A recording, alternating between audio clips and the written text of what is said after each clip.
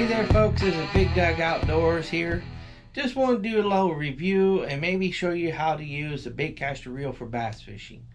I've been getting more into bass fishing since I got my little boat, but I haven't been able to get out there because our Jeep broke down, so transmission went out of it, so we're waiting on insurance to figure out what we're going to do, to get it fixed and stuff. So hopefully here in a few days we'll have it fixed and ready to go. It's been almost 2 weeks now, and you guys probably noticed I haven't been out on the boat. But anyways, and also I haven't been doing any videoing.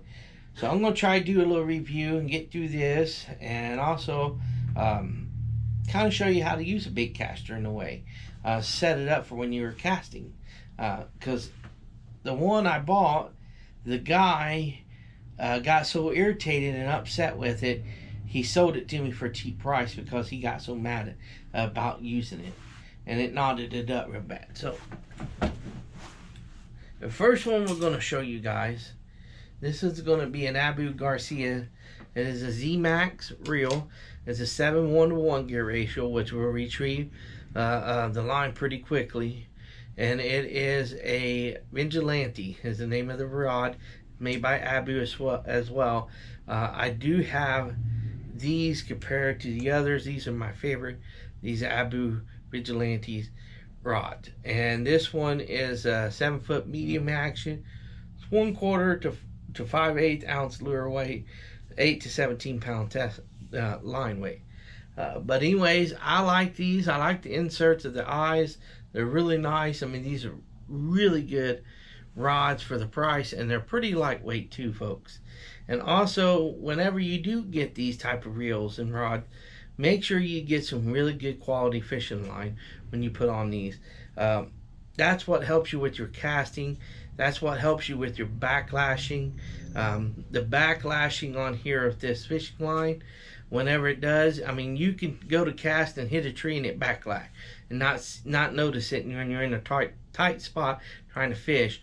Or you can go to cast and the wind, and it grabs it and pulls it back and causes it to backlash. There's several different things that can cause a backlash, not the user itself.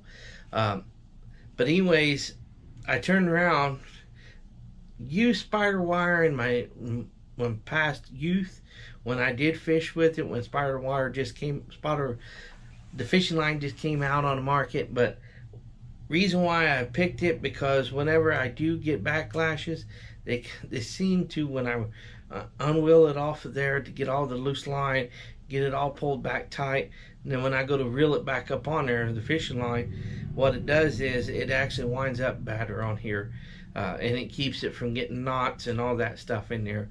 And if you use some cheap fishing line, that's what's going to cause you the issue. And to cast these things, you want to hit your cast button, and this is the way I train myself. You don't have to train yourself this. You can do it like the other way other people usually do as a beginner. They'll turn around, set this to the weight of the lure. You hold it up, hit the button, let your lure fall down, and then you set your brake on here. That way it's to that weight of that lure, and it'll help you from backlashing, but it won't let you get that castability out of these reels as you can if you do it my way. And that is, you want to cast out, let your finger set, your thumb set right along that line there to where it is barely touching, and you'll feel the line rub across your thumb, and it keeps it tight and allows it to cast further when you're doing this. And then as you see it get ready to hit the water, stop it, or you can stop it before it gets to above the destination that you want to hit it. Like, let's say there's a tree overhanging and it's going right into the tree, and you say, oh, I don't want it to go in the tree. You can hit that, push down real stop, and stop that line, and it'll drop right down in front of that tree or just underneath of it a little bit. That is a real good way of using these, and I think you'll like it if you do it that way. And there's several ways of casting it. When you can take it and kind of whip it like in a clockwise if you're right-handed, to get it to fly low to the ground and up underneath the docks, or skipping it. That's the best way, skipping them. Or if you're left-handed, you want to go counterclockwise with your left hand. And if you want to skip it sometimes too, if you don't want to, you don't need to cast it far out, you can grab your bait and you grab your hook and you pull it back like you're going to slingshot it, and that's basically what it's like, and you shoot it up underneath there. Again, you know, I'll have to do an example of that one of these days when I'm out fishing. So, but anyways, that is one rod and reel that I highly recommend out there for beginners or a budget. And again, here's an AbU Garcia Black Max. This is the one that I got really cheap. It's about $20 reel here. I got it off a guy. He was getting angry because he couldn't get used to it or anything like that, and it was all knotted up. And again, I wished I would have done a video on that day. And I've got it compared up 12-pound with a spider wire. Again, I love that. Highly recommend that. And I highly recommend these reels and rods that I'm showing you guys here, because this reel is a 6:4 to 1 gear ratio, which will retrieve it a little bit slower compared to that 7:1 to 1. That one over there is going to retrieve it a little faster. So do you need different gear ratios? Depends on what kind of lure you want to use, but in reality, I don't think it matters if you know how to use them properly.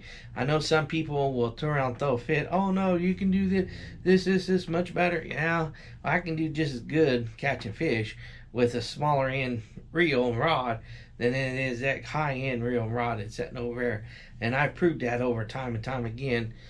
You can ask my brother-in-law, he'll tell you that, because he used to get irritated when him and I went fishing and I used a lower end rod and reel than what he had, and I was slaying the bass, and he used the exact same reel, I mean the exact same bait and everything. So with that being said, again, it doesn't matter what kind of brand or anything like that. I'm not signed or endorsing anything to do with AbU Garcia or anything like that, and I'm showing you guys here. This is just my personal preference that I like, and it was in my budget. So do I recommend them? Oh yes, I highly recommend them, folks. And again, you know, do your research when you go getting into those type of rods and reels, because you'll be amazed on what good craft and good quality you can find in cheap rods and reels out there on the market. So with that being said, I'm just gonna say and end the video here and say thank you guys for watching my YouTube. Thank you for the ones subscribed to it. If you haven't, please do so, and tell a friend, family, and neighbor about it as well. And like I always say, God bless and good luck to the upcoming hunting, fishing, camping year in 2021, folks. We'll catch you guys till next time.